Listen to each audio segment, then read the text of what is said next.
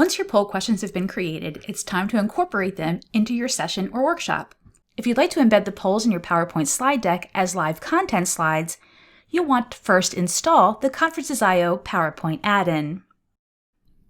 Conferences.io built the PowerPoint feature for presenters who want to engage audiences with poll questions but would rather not have to leave their presentation slides to do it.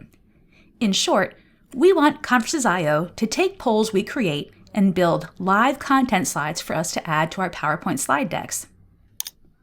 Once your poll questions have been created, sign into the session as a moderator and go to Session Settings. Now on the Session Management page, click Add Live Content to PowerPoint or Keynote.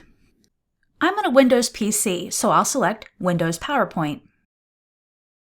I like to say that our goal is to create a conversation between the computer that's being used to present the PowerPoint slides and the live content slides that contain our poll questions. The first half of that conversation is the PowerPoint add-in we're installing.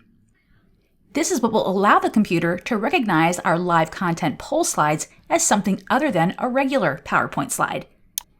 And it only needs to be downloaded once.